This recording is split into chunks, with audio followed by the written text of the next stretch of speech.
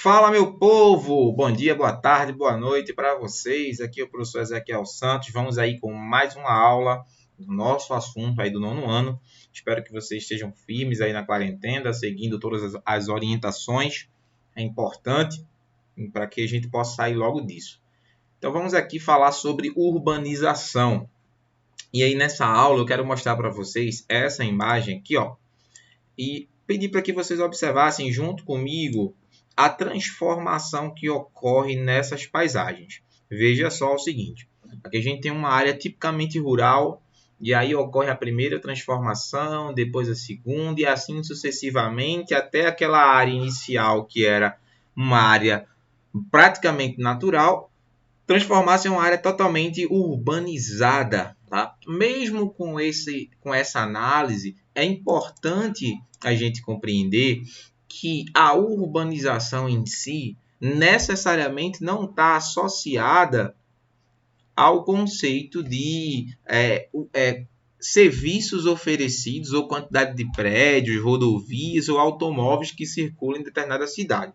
Não tem muito a ver com isso, não. A urbanização, o conceito de urbanização tem a ver com o crescimento da população morando nas áreas urbanas, tá? Então, quando você tem ali a maior parte da população morando na área urbana, ou seja, quando a população sai da área rural, digamos que a gente tenha 5.000 moradores em uma determinada cidade. E aí, desses 5.000 moradores, 3.000 passam a morar na zona urbana e apenas 2.000 fica na área rural. Então, a gente já pode dizer que essa cidade é uma cidade urbanizada, onde tem mais de 50% da população morando na zona urbana. Então, o processo de urbanização é um processo de números. Quando a maior parte da população passa a morar na área urbana, a gente diz que a área é urbanizada. E quais são as causas da urbanização? Vamos analisar aqui comigo as causas da urbanização. A gente vai ter o seguinte, ó, o campo, a área rural, é uma área que vai ter uma carência de serviços. A gente vai ter ali a deficiência, por exemplo, de educação, de estruturas de escola, de hospital, voltada à saúde, a parte de saúde, posto de saúde, hospital. A gente vai ter uma deficiência de infraestrutura, saneamento, água encanada, esgoto. Então, a área rural por si só, muitas vezes, ela já não tem a estrutura para a população morar ali. E muitas dessas terras das áreas rurais pertencem a grupos específicos de pessoas. Então, a gente tem uma concentração de terra, muita terra na mão de pouca gente. E ainda aquelas pessoas que resistem em ficar lá, né, você vai ter ali um processo de modernização, ou seja, a modernização do campo, a introdução de máquinas vai expulsar o cara do campo, vai tirar ele do campo para a área rural, porque não tem como ele ficar ali. Então, essa saída do trabalhador do campo em direção à área das cidades, tá? A gente vai chamar de êxodo rural. O êxodo rural é a causa da urbanização, a saída definitiva de moradores do campo para as cidades. E aí, por que o cara vai para a cidade? Porque a cidade atrai. Atrai como? A cidade na cidade você tem expectativa de emprego, expectativa de moradia, expectativa de se ocupar com renda em algum dos setores, sem contar que tem ali, né, as diversas possibilidades de serviços que ocorre a carência deles no campo. Então, quando o indivíduo sai do campo e vai para a cidade, a gente chama isso de êxodo rural. E quando a maior parte da população daquela região mora na área da cidade, a gente diz que aquele ambiente ali foi urbanizado. Então, vamos ver aqui o seguinte, ó. Nos países desenvolvidos, a urbanização ocorreu logo após a Revolução Industrial. Isso aí por volta lá atrás de 1850, por volta de 1900 já começava ali o processo de urbanização dos países desenvolvidos. E não acha que foi a mil maravilhas, não. Também houve o êxodo rural. As pessoas saíram do campo em direção à cidade em busca de trabalho, em busca de renda, em busca de melhor condição. Só que, assim, muitas cidades dos países desenvolvidos, que hoje são cidades exemplos, como Paris, Frankfurt, Londres, Berlim, são cidades hoje exemplos, no passado, essas cidades elas sofreram também com mazelas sociais, como a falta de saneamento básico, a falta de estrutura, a falta de emprego, a violência urbana. Só que com o passar do tempo, cerca de 200 anos do período que se iniciou a urbanização aos dias atuais, tiveram modernização, e essa modernização contribuiu significativamente para o aspecto da cidade que tem hoje. Já a imagem, né, a ideia que a gente tem de cidades dos países subdesenvolvidos ou países emergentes, como por exemplo as cidades brasileiras, a gente tem cidades que se modernizaram rápido, ou melhor, que se urbanizaram rapidamente. Então, você imaginar que Berlim levou 200 anos para se urbanizar, enquanto Recife não chegou aí a 70 anos do seu processo de urbanização. Então tem muita coisa para melhorar nessas cidades ainda, só que essas cidades elas são muito carentes de serviços, principalmente voltado ao atendimento da população, né? Serviços essenciais. Então essas cidades vão sofrer inclusive com inchaços urbanos, macrocefaleia, como grande dor de cabeça, porque vai faltar ali segurança pública, vai faltar transporte para todo mundo, vai faltar escola, vai faltar habitação. Então, normalmente, nos países subdesenvolvidos, você vai ter uma carência muito grande, principalmente de serviços essenciais. Já nos países desenvolvidos, hoje, essa carência é bem menor, quase inexistente. Mas por quê? Porque eles tiveram mais tempo também, né? E quando tiveram tempo, desenvolveram ações para resolver os problemas. Isso não quer dizer, por exemplo, eu cito como exemplo sempre Nova York, apesar de toda a modernidade que tem, você tem um metrô de Nova York, um metrô que já tem aí seus 40 anos, que tem uma porrada de rato dentro do metrô, muito parecido com o metrô de Recife, mas é um metrô funcional, ele atende, ele é muito mais eficiente no serviço oferecido do que o metrô das grandes cidades brasileiras.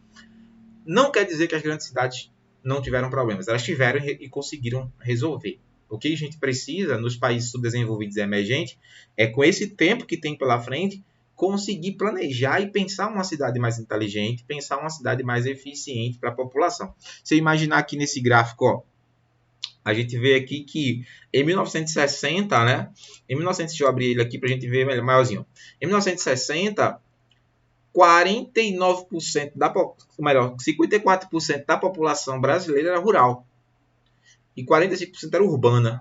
Depois aí, ó, logo em seguida, na década seguinte, na década de 70, isso já se inverteu e hoje nós temos 84% de população urbana e apenas 15% de população rural.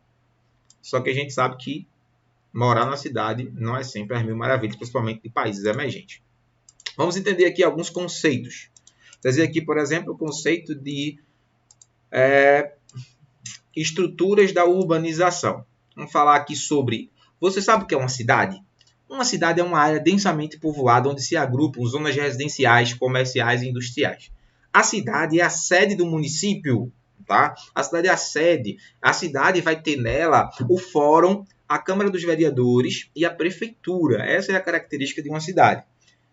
Cidade é onde você vai ter a Câmara dos Vereadores, o fórum e a prefeitura. E a cidade vai estar dentro da zona urbana. Tá? Já o município é o conjunto geral. O município vai ter a zona urbana, onde está a cidade, e a zona rural. Tá? Então, o município é uma menor unidade política administrativa.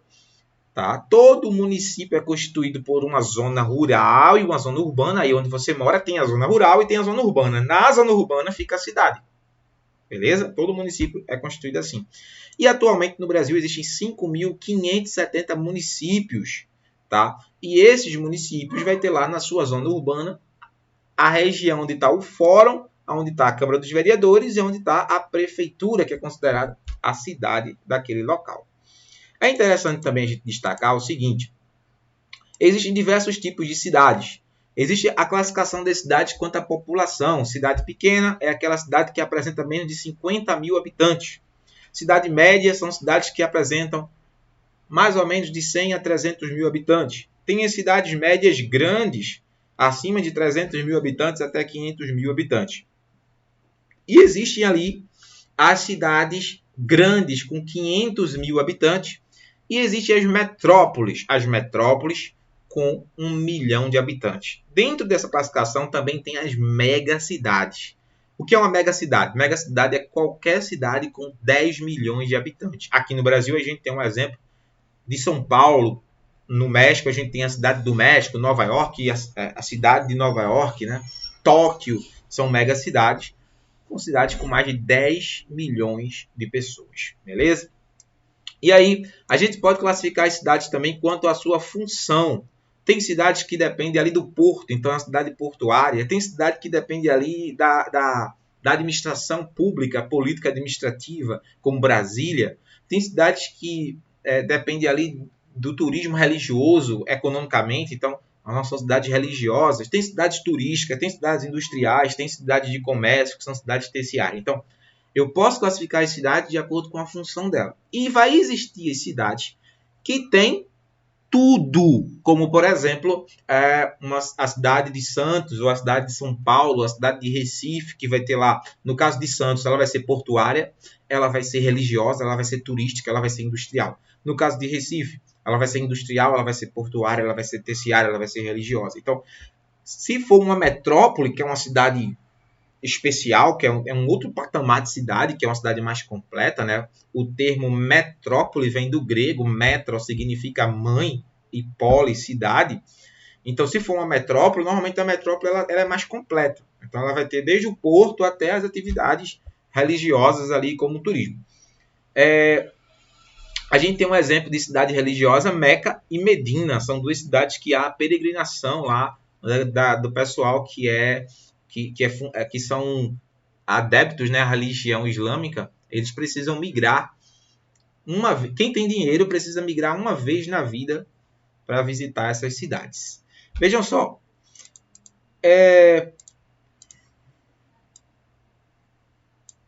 Deixa eu falar aqui uma coisa. Então, aqui eu trouxe o exemplo de megacidades, né? Megacidade eu já defini para vocês, são cidades com mais de 10 milhões de habitantes. Em 1950 não existiam megacidades. Já em 2013, né, a gente vai ter aí mais de 10 megacidades. Olha essa região aqui, ó, da quantidade de cidades com mais de 10 milhões de habitantes. Vai ter uma explosão aí. No Brasil a gente tem São Paulo e Rio de Janeiro, que se enquadram dentro desse contexto. A maioria dessas cidades estão situadas em países emergentes ou países subdesenvolvidos. Olha o full de gente aqui, né? Vê essa imagem aqui, ó. Essa imagem que a gente vai ter ali, Cairo, Lagos, Delhi, Dakar, Xangai, Seul, Tóquio, Manila, Paris, Moscou. São cidades aí com mais de 10 milhões de habitantes.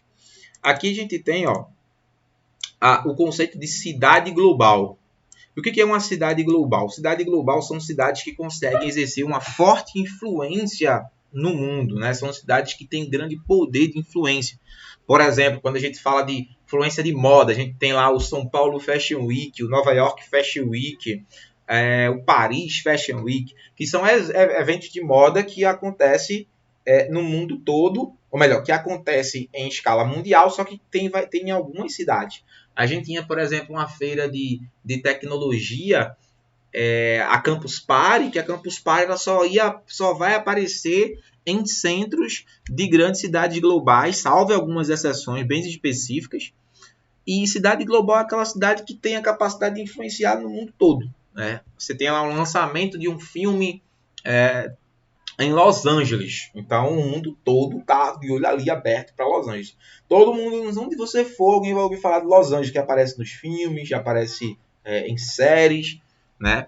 Mas se você falar, por exemplo, de, sei lá, vamos botar aqui uma cidade, vamos botar aqui Escada. Talvez as pessoas pensem que Escada é alguma coisa de subir, mas Escada é uma cidade de Pernambuco, ela não é uma cidade global. Cidades globais são aquelas que têm uma importância no mundo e a sua hierarquia e os seus serviços, né, colocam no topo da hierarquia das cidades. Cada cidade tem uma nota. Quanto mais serviço de qualidade ela oferecer, maior velocidade de internet, maior tratamento de saúde, mais profissionais qualificados. Então a gente vai ter ali cidades alfas, betas e gamas, né? A gente pode destacar aqui São Paulo, por exemplo, como uma cidade beta. E a gente vai ter Los Angeles, Nova York, Chicago, Tóquio, Hong Kong, Singapura como cidades alfa. São cidades que têm tipo topado assim de qualidade de serviços. E aí a gente fala agora de hierarquia urbana. Existem dois esquemas para falar de hierarquia, né? O nível em que a cidade se encontra. Tem um esquema clássico, antes da globalização, a gente tinha o seguinte, ó. Metrópole nacional, aquela cidade que tem uma importância nacional, influencia no resto do país. Metrópole regional e centro regional e vila. Cada um dentro da sua escala. Por exemplo, quando eu falo de uma metrópole nacional, eu falo daquelas cidades que têm influência nacional. Com o processo da globalização, com o advento da globalização, a modernização tecnológica da informação, a gente vai ter o surgimento da metrópole global, que é aquela cidade que tem o poder de influenciar no mundo todo. Acontece um evento em Paris. Você pode estar dizendo assim, a metrópole global é a mesma coisa de cidade global? Sim, a metrópole global ela vai ter uma influência do centro de zona, da vila, do centro regional até a metrópole nacional. Principalmente por conta da modernização da informação. O que se vê, o que se come, o que se faz, o que se fala em Nova York pode ser ouvido aí onde você mora, desde que você tenha acesso à internet. Por quê? Por conta das redes sociais, por conta da velocidade com a informação. Lembre-se que há alguns anos o hit Opa Gangnam ganhou o mundo, inclusive foi hit de carnaval aqui do nosso país. Por quê? Porque através do YouTube conseguiu alcançar todas as cidades, independente do nível hierárquico dela. Então, é isso. Na próxima aula a gente continua. Não deixa de fazer os exercícios. Forte abraço para vocês. Valeu!